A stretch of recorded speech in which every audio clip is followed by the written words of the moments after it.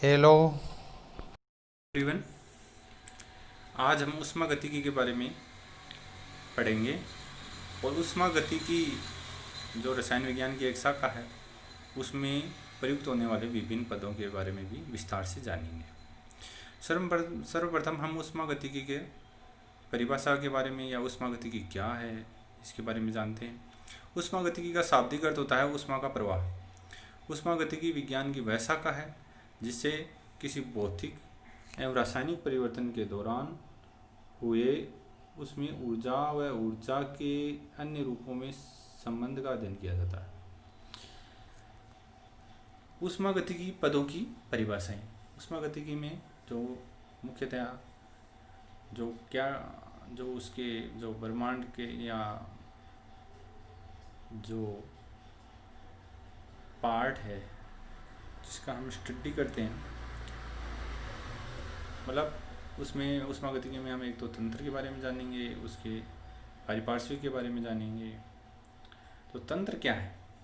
ब्रह्मांड का वह भाग जिसे हमने अध्ययन के लिए चुना वो तंत्र कहलाता है, यानी कि सिस्टम कहलाता है। और पारिपार्श्विक यानी कि सराउंडिंग।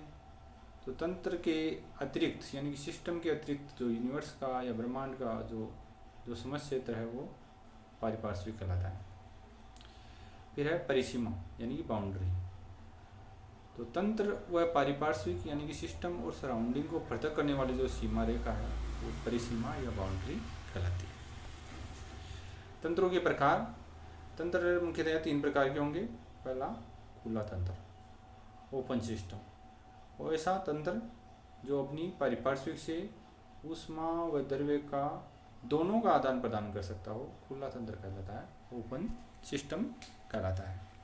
यानी कि ये जो यदि कोई सिस्टम अपनी सराउंडिंग से ऊष्मा और मैटर, हीट और मैटर दोनों का, ऊष्मा और द्रव्य दोनों का आदान प्रदान कर सकता हो तो वो खुला तंत्र कहलाता है। उदाहरण के लिए हम देखें तो क्या है कि एक बीकर में यदि गर्म जल भरा हुआ है और वो खुला है तो क्या होता है कि वो उस गर्म जल से वाष्प बन के द्रव्य का आदान प्रदान भी होगा, क्योंकि द्रव्य है वो वाष्प बन के ऊपर चला जाएगा। और इसके अलावा वह वातावरण से ऊष्मा वातावरण में छोड़ सकता है, तो ऊष्मा और द्रव्य दोनों का आदान प्रदान हो रहा है यहाँ पर, इसलिए खुला तंत्र या ओपन सिस्टम कहलाता है। बंद तंत्र यानी क्लोज्ड सिस्टम। क्लोज्ड सिस्टम में क्या होता है? ऐसा तंत्र जो अपनी पारिपार्श्विक से ऊष्मा का आदान प्रदान तो कर सकता है, ऊष्मा का आदान प्रदान तो होगा यहाँ, परंतु क्या होगा? द्रव्य का आदान प्रदान नहीं होगा। बंद तंत्र कहलाता है। बंद तंत्र में क्या होता है कि द्रव्य यानी कि मैटर यानी कि पदार्थ का आदान प्रदान नहीं होता है, ऊष्मा का आदान प्रदान हो सकता है। तो ये क्या होगा? बंद तंत्र या क्लोज सिस्टम। हाँ, यदि मान लो बंद तंत्र में क्या है कि इसका हम उदाहरण दें। उदाहरण में यदि किसी बीकर में हॉट वाटर भरा हुआ है और ऊपर से ढका हुआ है, ऊपर से ढका हुआ होगा तो क्या होगा कि यहाँ द्रव्य का आदान प्रदान नहीं होगा और ऊष्मा का आदान प्रदान होगा। इसलिए ऊष्मा का आदान प्रदान रेडिएशन के विकिरण के थ्रू हो सकता है, होगा ना। तो ये वो क्या है कि बीकर कई देर पश्चात क्या हो जाएगा? ठंडा हो जाता है। तो यहाँ ऊष्मा का आदान प्रदान हुआ, लेकिन द्रव्य का मतलब जो उसमें द्रव्य की जो वाष्प बनी वो भी बीकर के अंदर ही रही। तो ये क्लोज सिस्टम का यानी बंद तंत्र का उदाहरण है। विलगी तंत्र, आइसोलेटेड सिस्टम इसको कहते हैं। तो ये विलगी तंत्र है, ऐसा तंत्र जो अपने पारिपार्श्विक से न तो ऊर्जा का विनिमय करता है न ही द्रव्य का, तो विलगी तंत्र कहलाता है। यानी कि न तो हीट का एक्सचेंज होगा और न मैटर का एक्सचेंज होगा। तो ऐसा सिस्टम क्या है? आइसोलेटेड सिस्टम कहलाता है।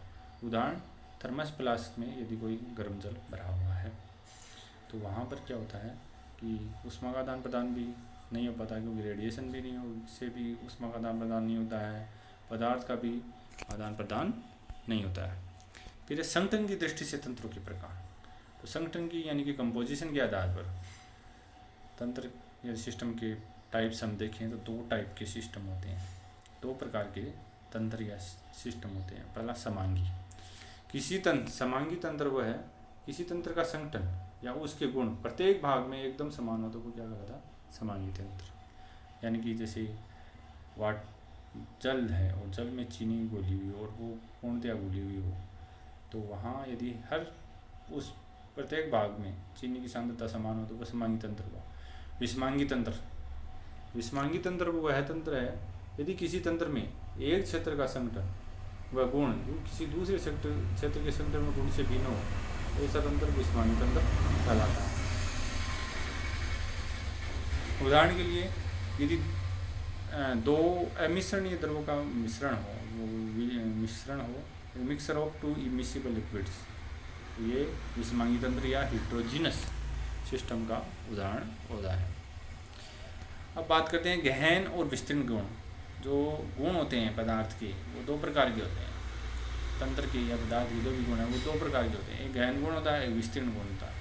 गहन गुण क्या होता है? ये पदार्थ की प्रकृति पर निर्भर करता है और मात्रा पर निर्भर नहीं करता है। उदाहरण के लिए ताप, टेम्परेचर, ताप है वो पदार्थ की मात्रा पर निर्भर नहीं करेगा। दाब है, सांद्रता है, घनत्व है, द्विध्रुवा गुण, अपवर्तनांक, श्यानता, पृष्ठ तनाव, मोलर आयतन, स्थिर गैस स्थिरांक, विशिष्ट ऊष्मा, ये सब क्या है? गहन गुण के उदाहरण हैं। यानी कि पदार्थ हम चाहे थोड़ा लें या ज़्यादा लें तो पदार्थ का ये जो गुण है वो परिवर्तित नहीं होते, समान रहते हैं। तो ये गुण पदार्थ की मात्रा पर निर्भर नहीं कहलाते, इसलिए इनको गहन गुण या इंटेंसिव प्रॉपर्टीज कहा जाता है। विस्तीर्ण गुण। विस्तीर्ण गुण वह गुण जो उपतंत्र की में पदार्थ की मात्रा पर निर्भर करते हैं, विस्तीर्ण गुण कहलाते हैं।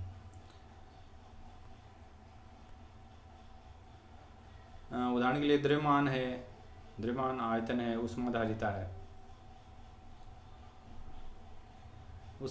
है, आंतरिक ऊर्जा है, एंट्रोपी है, गिब्स ऊर्जा, मुक्त ऊर्जा है, ये पदार्थ की मात्रा पर निर्भर करते हैं। यदि 1 kg द्रव्यमान है तो उसका अलग होगा, 10 kg है तो 10 गुना ये गुण बढ़ जाते हैं। जैसे द्रव्यमान है, एक थोड़ा लिया तो उसका द्रव्यमान कम होता है, पदार्थ की मात्रा बढ़ा दी तो द्रव्यमान ज़्यादा होता है। इसी प्रकार से आयतन है, ऊष्माधारिता है, आंतरिक ऊर्जा है, एंट्रोपी है, गिब्स मुक्त ऊर्जा है, तो ये क्या है? ये विस्तीर्ण गुण है। तो फिर है तंत्र की अवस्था। तंत्र की अवस्था, किसी तंत्र के वे गुण जिन पर पदार्थ की अवस्था निर्भर करती है या जिससे तंत्र को परिभाषित किया जा सकता है, अवस्था चर कहलाते हैं। उदाहरण के लिए ये ताप, दाब और सांद्रता और आयतन, ये क्या है? अवस्था चर हैं। और किसी तंत्र की अवस्था चरों को यदि इनको ताप, दाब और आयतन यदि इनको निश्चित कर दिया जाए, यदि कंपोजिशन भी निश्चित कर दिया जाए तो तंत्र की अवस्था क्या हो जाती है? फिक्स्ड हो जाती है, निश्चित हो जाती है। फिर अवस्था फलन और पथ फलन। अवस्था फलन वे अवस्था चर जिन्हें केवल तंत्र की प्रारंभिक और अंतिम अवस्था से ज्ञात किया जा सकता हो और जो उस पथ पर निर्भर नहीं करते हों, जिस पथ से जो सिस्टम है या जो तंत्र है वो प्रारंभिक अवस्था से अंतिम अवस्था में आया हो, तो क्या होगा? वो अवस्था फलन कहलाते हैं। अवस्था फलन पथ पर निर्भर नहीं करते, जिस पथ से वो परिवर्तन होता है उस पथ पर निर्भर नहीं करते। तो इनमें उदाहरण है आंतरिक ऊर्जा, एंट्रोपी, गिब्स मुक्त ऊर्जा, एंथैल्पी, ये अवस्था फलन के उदाहरण हैं।